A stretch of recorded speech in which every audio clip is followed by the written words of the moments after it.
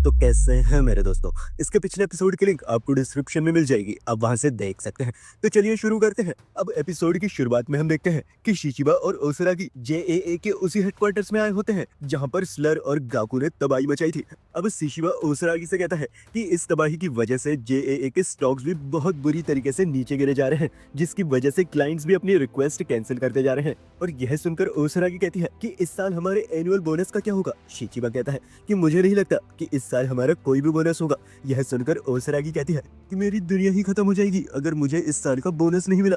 अब यह सुनकर शिचिबा कहता है कि चुप हो जाओ ओसरागी, इस क्लैश में हमारे बहुत ज्यादा मेंबर मर चुके हैं और अब हमें नए मेंबर्स भी रिक्रूट करने पड़ेंगे। अब सीन शिफ्ट होता है और हम एक वेयर हाउस का सीन देखते हैं जहाँ पर मिस्टर काशिमा गाकू के हैंड पर स्टिचेस लगा रहा होता है और वो गाकू का हाथ बिल्कुल नया जैसा कर देता है, जिसको देखकर गाकू कहता है कि थैंक यू मिस्टर काशिमा। काशिमा कहता है कि मुझे थैंक यू मत बोलो, क्योंकि जिसने भी तुम्हारा हाथ काटा था उसने इतनी सफाई से तुम्हारा हाथ काटा कि तुम्हारे जो टिश्यूज थे वह बिल्कुल भी डैमेज नहीं हुए, जिसकी वजह से मैं तुम्हारा हाथ आसानी से जोड़ पाया। अब काशिमा पूछता है कि वो आदमी कौन था जो तुम्हें मारने के इतने करीब आ गया, और गाकू तभी ताकामुरा के बारे में सोचने लग जाता है और इतनी देर में ही पीछे से स्लर आ जाता है और कहता है कि गाकू टेंशन मत लो, तुम पहले इंसान हो जो कि मिस्टर ताकामुरा से फाइट करने के बाद भी जिंदा वापस आ गया। और यह सुनकर गाकू स्लर से पूछता है कि बॉस क्या आप उस बूढ़े आदमी को जानते हो। स्लर जवाब देता है कि नहीं, मैं क्या, जेएए के अंदर कोई भी आदमी इसके बारे में नहीं जानता और जेएए से इसका क्या रिश्ता है और ये दी ऑर्डर में कब से है इसके बारे में भी कोई नहीं जानता।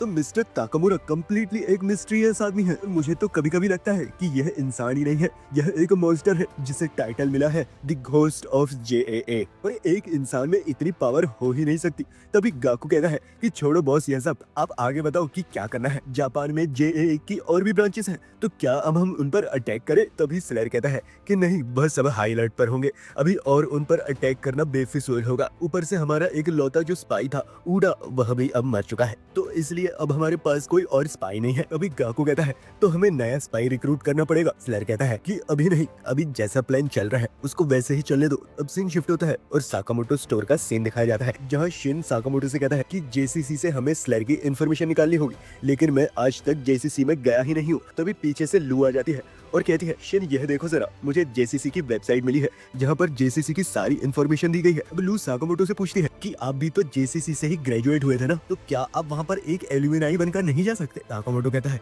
कि वो इतने भी बेवकूफ नहीं है, जेसीसी में किसी का भी कदम रखना इतना आसान नहीं है और सिर्फ जेएए के मेंबर्स ही वहाँ पर जा सकते हैं। और तभी वहाँ पर आओई आ जाती है और वो इतना ज्यादा गुस्से में होती है जिसको देखकर साकामोटो एक स्टॉल के पीछे छुप जाता है और वह साकामोटो से पूछती है कि यह सब क्या चल रहा है और यह पेपर क्या है। और असल में आओई के हाथ में जो पेपर होता है वो जेसीसी की ही एंट्रेंस एग्जाम के बारे में होता है। आओई कहती है क्या तुम मेरी बेटी को जेसीसी में एक असिस्टेंट बनाना चाहते हो, और अगर सच में ऐसा है तो तुम्हें शायद मरना है। साकामोटो की फट जाती है और वह कहता है कि बिल्कुल भी ऐसा नहीं है। साकामोटो शिन से कहता है क्यों ना हम दोनों ट्रांसफर एग्जाम देने चले, जेसीसी में ट्रांसफर एग्जाम की कोई भी एज लिमिट नहीं होती। और सीन शिफ्ट होता है और हम देखते हैं कि शिन और साकामोटो एक प्लेन में बैठे होते हैं। तभी शिन साकामोटो से कहता है कि साकामोटो मेरा तो ठीक है, मैं ट्रांसफर एग्जाम देकर एक स्टूडेंट बन जाऊंगा, लेकिन आप तो एक एक्स स्टूडेंट है, आप कैसे हाइड करोगे अपने आप को। साकामोटो कहता है कि मैं यह कैप पहन के अपने आप को हाइड कर लूंगा। शिन कहता है साकामोटो ये बहुत ही ज्यादा लेम है। अब पूरे प्लेन में बैठे लोग साकामोटो और शिन की आवाज से बहुत ज्यादा डिस्टर्ब होते हैं। अब यहाँ दो आदमी बैठे होते हैं, यह बोलता है कि यह न्यू बी सबसे पहले मरेंगे। अब यहीं पर एक लड़की बैठी होती है जो कि अपने आप से कह रही होती है कि मैं इस बार यह एग्जाम पास करके ही दिखाऊंगी और एक असैसिन बनूंगी। अब यहाँ पर हम देखते हैं कि साकामोटो और शिन धड़ाधड़ खाना पेले जा रहे हैं और इतनी देर में पीछे से वही आदमी आ जाता है और कहता है क्या तुम दोनों इस सीन में नए हो। शिन कहता है हमें तुमसे बात करने में कोई इंटरेस्ट नहीं है। तभी वह कहता है कि मैं तुम्हें एक पीस ऑफ एडवाइस देना चाहता हूँ, तुम जैसे मोटे और नए लोग सबसे पहले मरते हो। और इन सब चीजों को इग्नोर करते हुए साकामोटो अपना खाना खा रहा होता है। यह आदमी ट्रिगर हो जाता है और वह कहता है कि जब तुम मर रहे होगे तब सबसे पहले मैं ही एंजॉय करूंगा तुम्हारी मौत को। लेकिन साकामोटो अभी भी उससे कोई डैम नहीं देते, वह और भी ज्यादा गुस्से में आ जाता है और वह उसके खाने को नीचे गिरा देता है और वहां से जाने लगता है। तभी शिन कहता है क्या मैं इसका कचूमर बना डालूं। साकामोटो कहता है कि इसको मारने से मेरा खाना वापस नहीं आएगा। अब यहाँ पर वही लड़की यह सब कुछ देख रही होती है और कहने लगती है कि उसे ऐसा नहीं करना चाहिए था, इनको डराना नहीं चाहिए, क्या पता यह भी मेरी तरह नर्वस हो एग्जाम से पहले। तभी वहाँ पर एक फ्लाइट अटेंडेंट आती है और कहती है आप सभी का शुक्रिया इस एग्जाम को देने के लिए। और वह बताती है कि आप सब 360 असेसिन्स हो और आप लोग में ही कुछ एग्जामिनर्स भी हैं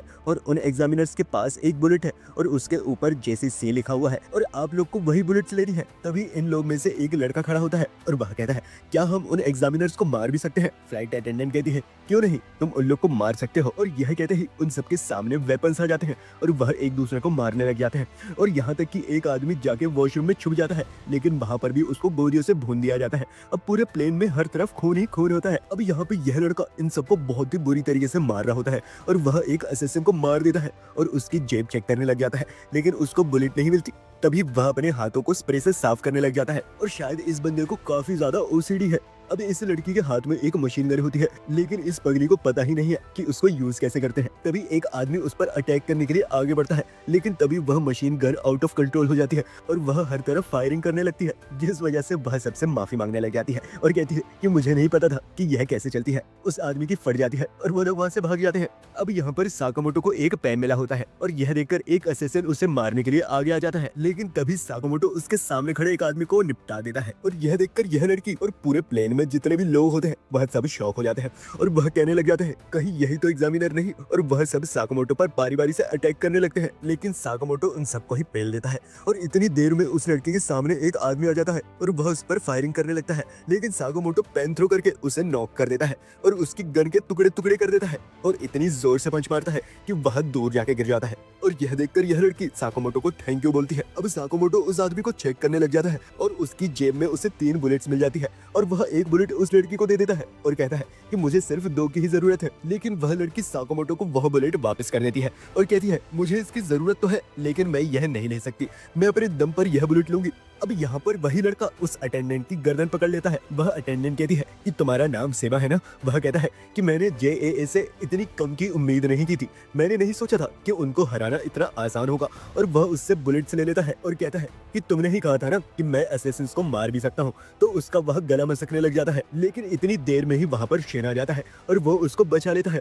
तभी सेवा शिन से कहता है कि मेरे रास्ते से दूर हो जाओ बूढ़े अंकल। यह सुनकर शिन कहता है बूढ़ा, मैं तो सिर्फ 21 साल का हूँ भाई। सेवा कहता है मैं 14 साल का हूँ, तो तुम मेरे लिए तो बूढ़े अंकल ही हुए ना। अब सेवा शिन पर अपनी नाइफ से अटैक कर देता है, लेकिन शिन किसी तरह उसकी नाइफ से डॉज कर लेता है। लेकिन तभी सेवा अपने बैक पॉकेट से एक गन निकालता है और शिन पर फायरिंग करने लग जाता है, जिस वजह से शिन के शोल्डर पर एक बुलेट भी लग जाती है और उसका ब्लड निकलकर सेवा के मुंह पर जाके गिरता है। और यह देखकर सेवा गुस्से से पागल हो जाता है और शिन से कहने लग जाता है मैं JCC से कहकर तुम पर हैरेसमेंट का केस लगाऊंगा। और यह सुनकर शिन शॉक हो जाता है और कहता है हैरेसमेंट? मैंने तुम्हारे साथ क्या हैरेसमेंट किया भाई? तभी सेवा कहने लगता है कि कोई बात नहीं, अब मैं तुमसे बदला लूंगा, वो भी अपने हाथ गंदे किए बिना। और वह अपने शूज में से हिडन ब्लेड्स को निकालता है और शिन पर अटैक कर देता है और वो इतनी स्पीड से शिन पर अटैक करता है जिससे शिन को भी सेवा नजर नहीं आता, लेकिन कैसे भी करके शिन सेवा को डॉज कर देता है और वह सेवा पर बुलेट फायर करने लगता है, लेकिन सेवा अपनी ब्लेड से वह सारी बुलेट्स को डॉज कर लेता है और इनके बीच में एक काफी अच्छा क्लैश देखने को मिलता है। लेकिन वह शिन को दूर फेंक देता है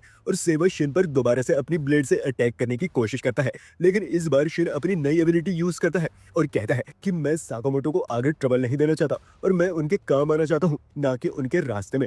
और वह सेवा का हर मूव देख लेता है और जैसे ही सेवा उसके करीब आता है शिन उसको बहुत सारे पंचेस मारता है और उसको एक हैवी ब्लो भी दे देता है, जिसकी वजह से सेवा वहीं पर नॉक आउट हो जाता है। शिन कहता है कि मेरे पास तुम्हारे लिए टाइम नहीं है और इसी के साथ यह एपिसोड यहाँ पर खत्म हो जाता है। तो गाइस, अगर आपको यह वीडियो अच्छा लगा हो तो कमेंट करके जरूर बताइएगा और आपका भाई एक लाइक तो डिजर्व करता ही है। एंड सब्सक्राइब करना तो बिल्कुल भी ना भूलिएगा। आप मेरे चैनल की दूसरी वीडियोस भी चेकआउट कर सकते हैं। आपका भाई आपके लिए ट्रेंडिंग एनिमेस पर वीडियोस बनाता रहता है। तो मिलते हैं नेक्स्ट वीडियो में। That's my time guys, bye.